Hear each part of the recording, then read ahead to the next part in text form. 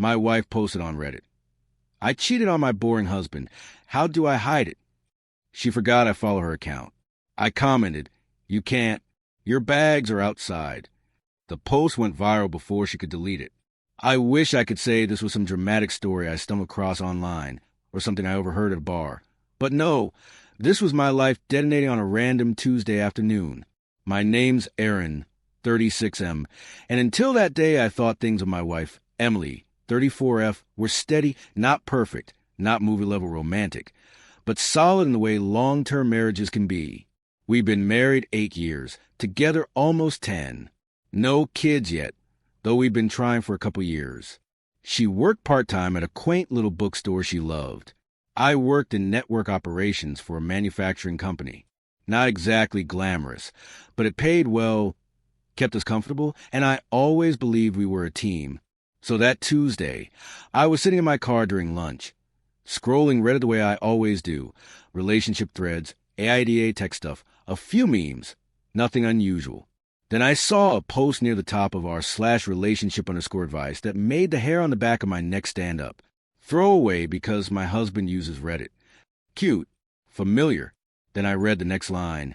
I, 34F, cheated on my boring husband with someone who makes me feel alive.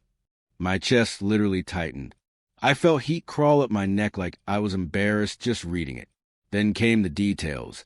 8 years married, husband in IT Midwest, no kids yet, same cadence of writing, same little dramatic flair she always used when journaling.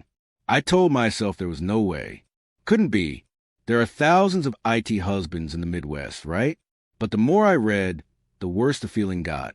She described me like I was some kind of beige wallpaper, predictable, routine-oriented, someone who likes structure, quiet evenings, meal planning, weekend errands. And yeah, okay, sure I like my routines. But she wrote about it like it was a prison cell she'd been locked in. Then she wrote about her affair partner, AP, being spontaneous, passionate, thrilling. She said she wasn't ready to leave our marriage because of financial reasons and wanted to keep the affair hidden for the excitement. When I read that, something sharp cut through me, something that hurt and made me furious at the same time. I clicked on her profile. U/throwaway reader 2024. Barely any posts. But the ones that existed mentioned our favorite Italian restaurant.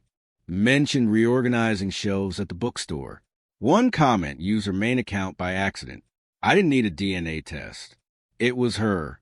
All of it. I sat in my car with my sandwich halfway unwrapped, hands shaking so badly I dropped it. I stared at the screen thinking, is this really how I find out?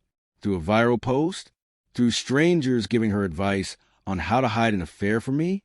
I've never felt so embarrassed and so angry at the same time. My mind was spinning, humiliation mixing with heartbreak and disbelief. But then something cold, steady, almost mechanical settled over me. Not rage, not panic, just clarity. I made a throwaway account with a random username, something forgettable and messy, just enough to blend in. And I typed a comment that would end my marriage in one clean swipe. Hi, Emily.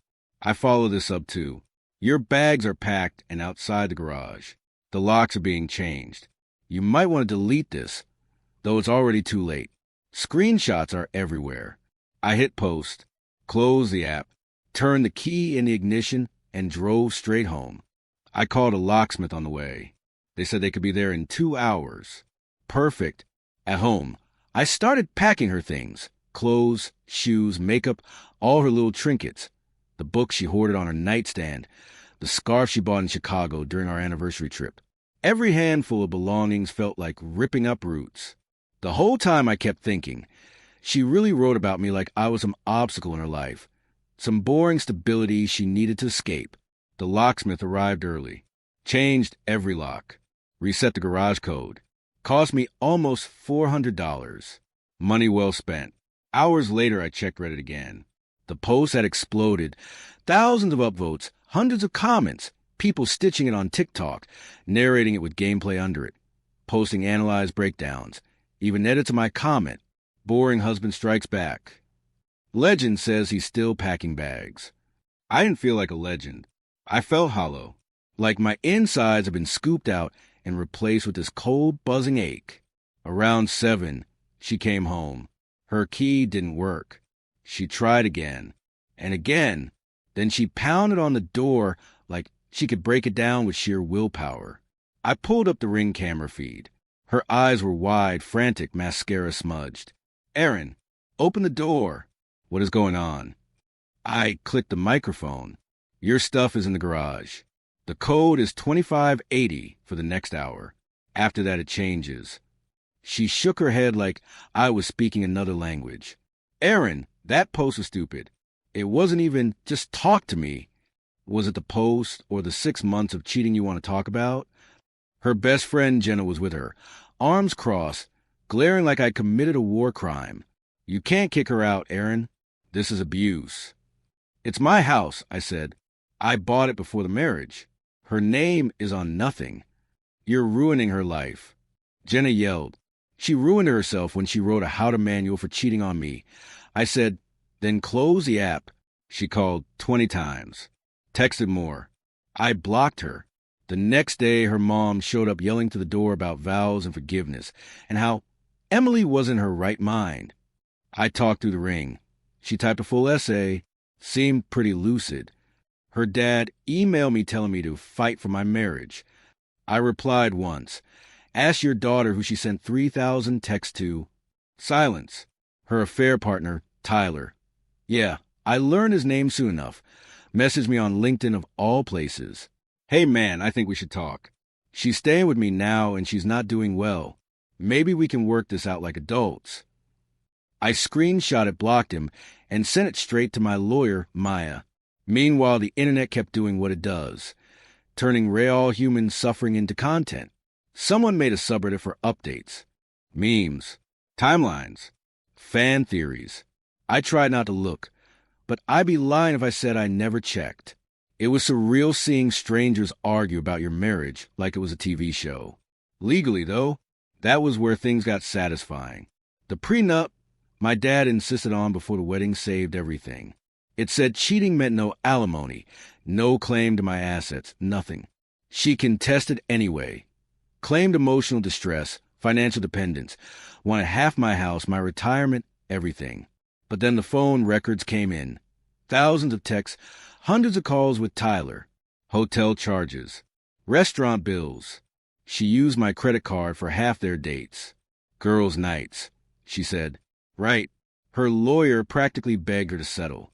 She refused at first until reality hit her like a truck. Meanwhile, the bookstore's Facebook page got spammed with comments calling her Reddit cheating wife. They shut it down. She was fired days later. She said it was budget cuts. Sure, turns out Tyler was married too. His wife found out through the viral post and divorced him immediately. He blamed Emily for destroying his life. Kicked her out. She ended up on Jenna's couch. Jenna called me saying Emily was broke, depressed, needed money to get on her feet. "No," I said. "Erin, have a heart." She didn't have one for me, I said, and hung up. When the court date finally came, Emily looked like a worn-out ghost of herself. Swollen eyes, trembling hands. She kept staring at me like she expected some remaining warmth. But whatever was there had burned out the moment I read her post. Her lawyer whispered to her. She wiped her face, nodded, and signed the settlement. She got a few belongings. I got everything else. Outside the courthouse, she tried one last time. Jenna recorded on her phone like she was expecting a viral redemption arc. "Erin, please just talk to me," Emily said, tears streaking down her cheeks. "We're done," I said. "Can't we at least try to understand each other?" she asked, voice cracking. "You didn't try to stay faithful," I said and walked away. The video went online. Comments shredded her again. She sent me one last message. "I hope you're happy. You destroyed my life." I replied, "You destroyed your own life. I just stopped covering for you." Blocked. Since then, things are good. Better than good. The house feels lighter. Work promoted me to senior operations manager. I reconnected with friends I drifted from. Started dating a woman named Rachel. Funny, confident, grounded. She knows the whole story and calls me the least boring guy the internet ever met. My mom asked if I regretted not fighting for the marriage. I told her the truth. Some marriages survive infidelity. Ours didn't survive entitlement. Emily wanted excitement. She got it, just not the version she imagined. And me? I learned that peace isn't boring. Stability isn't boring. Fidelity isn't boring. Being valued isn't boring. Sometimes the quiet life is the one worth protecting. And sometimes the loudest, most dramatic decision you make is the simplest one. Pack their bags, change the locks, sign the papers, move on. Removing someone who never valued you is its own kind of freedom. And silence, real peaceful silence, never sounded so good.